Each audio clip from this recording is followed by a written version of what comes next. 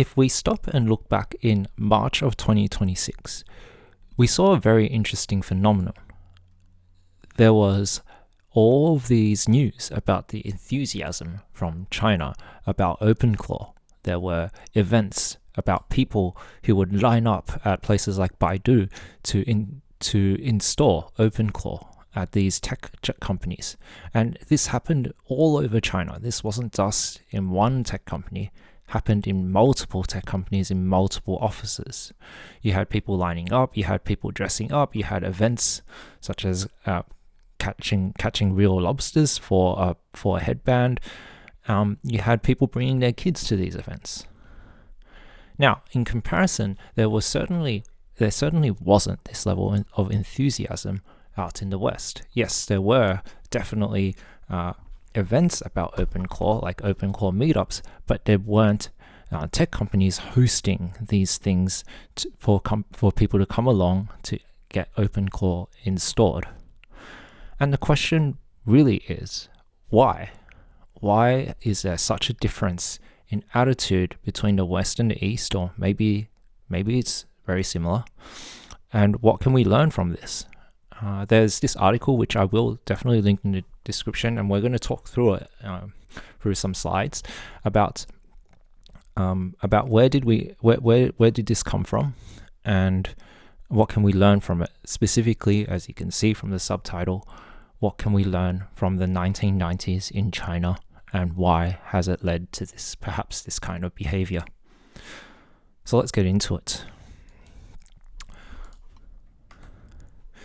So the first thing to keep in mind is that optimism and fear are not mutually exclusive.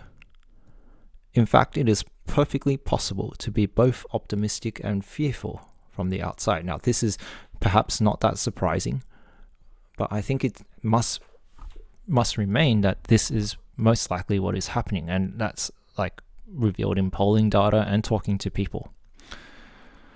Why is this the case? And I think in the 1990s, there was this thing called stepping down. There were a series of market reforms that led to a mass layoff situation, particularly in the northeast part of China. And this led to a big change in attitude towards many things like technology and so on. And part of this is due to the difference in prosperity in what happened afterwards. So the southern China, places like Shanghai, led to a time of tremendous growth. A lot of people got very, very rich very, very quickly, or at least had a massive change in quality of life. Whereas the people who did not follow the trend, well, they were the ones left behind, which is, of course, what this article is referring to. Now, to understand why this happened, or perhaps like why culturally this happened, we have to understand what these communities were in northern part of China, and these were called Danweis. In Danweis, your colleagues were your neighbors. People who were born in Danwei typically lived in Danwei housing, and also typically died in the Danwei as well. This is a complete, in a way, insulated society, or purely by construction, right? You had housing, healthcare, pensions, and identity all linked together.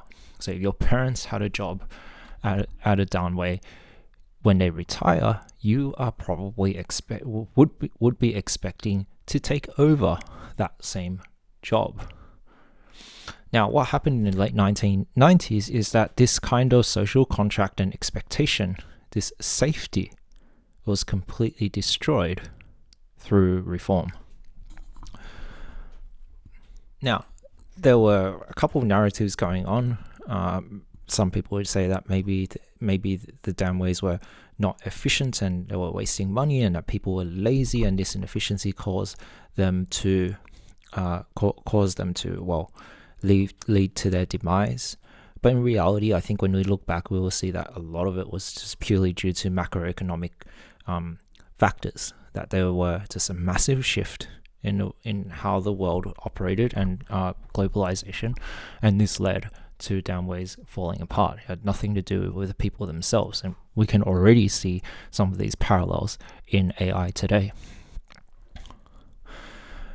And of course, this leads to this kind of last bus mentality that if you do not get on with this trend and you stay stuck in this idea of safety, that you are going to be left behind, that there are going to be less and less opportunities for you just because, well, you assumed or you took for granted that a particular setup would remain for life, right? Like in a Danwei, the jobs that your parents have, well, they'll become the jobs that you have. If you were born there, you would expected to die there. You'll have healthcare, you have pensions there. And that's the similar scenario that we can see with many aspects of the West.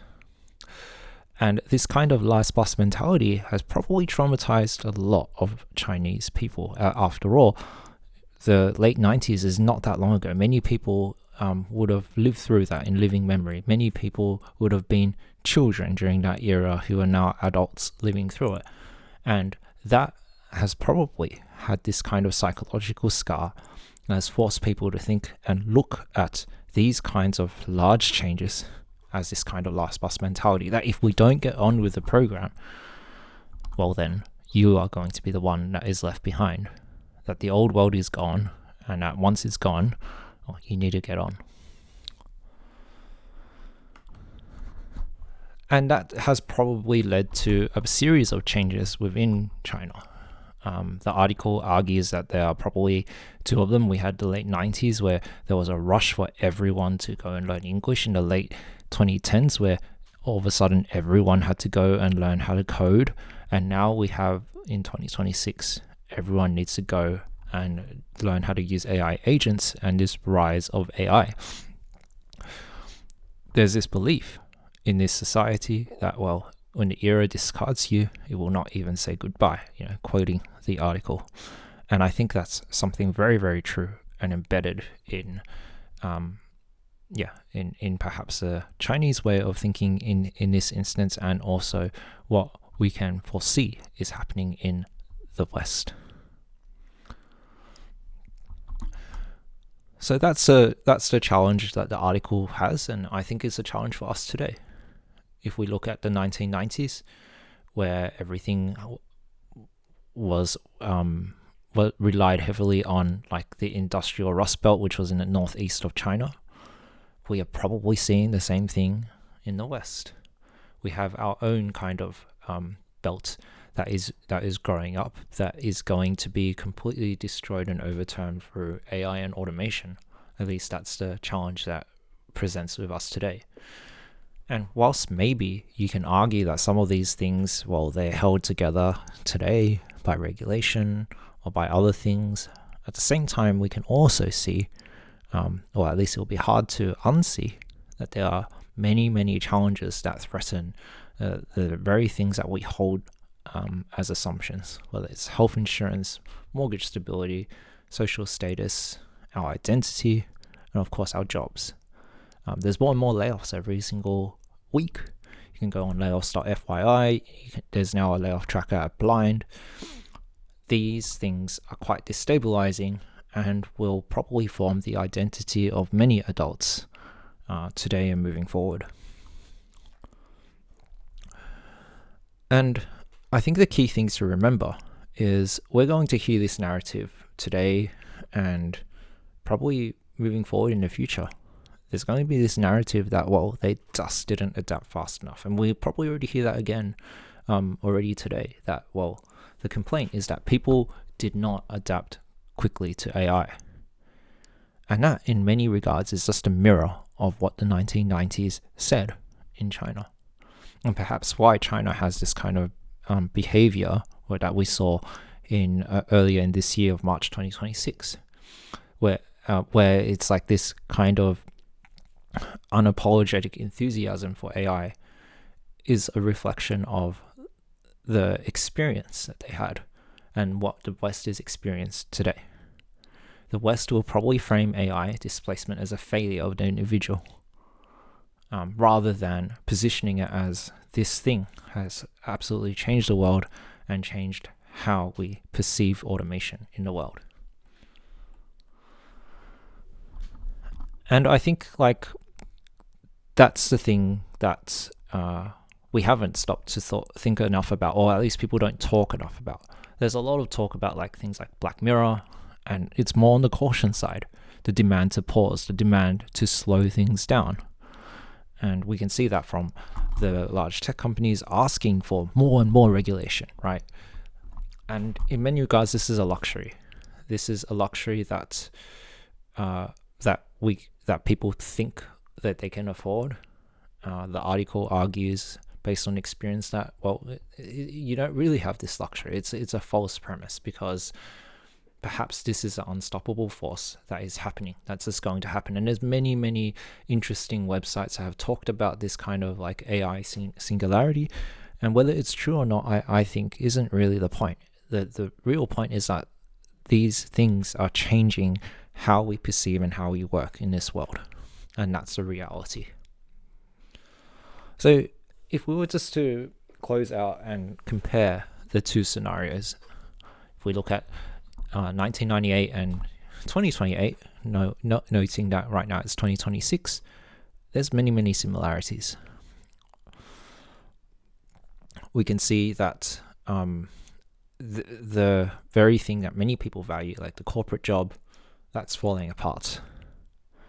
We can see that there is a lot of hype about prompt engineering, AI agent adoption that you will see left, right, and center. That is just an overwhelming force that I think people have to pay attention to. And there's this narrative that we have to remind ourselves, where it says, well, where people keep saying that AI won't replace you and a person using AI will. And we have to think about that and think about what that means for us. Now, I know I'm not coming here in this article or this discussion with a solution, but it's more just for us to think about and to reflect and think about, well, what does this mean for the future? And I'll end this by, well, quoting some lines from that article itself, which I'll link. Walk forward, your road is ahead. Guess what gift the future holds for you. Because at the end of the day, you did not order it, you cannot return it, and the era will not wait while you decide if you want it. And that's the reality of the situation that we have. Try as we might to explain what's going on, to rationalize what is going on. At the end of the day, none of this really matters, because none of these things are going to wait for us. And perhaps because of that, well, we might as well greet it with enthusiasm, whilst, of course, being scared and fearful for our lives.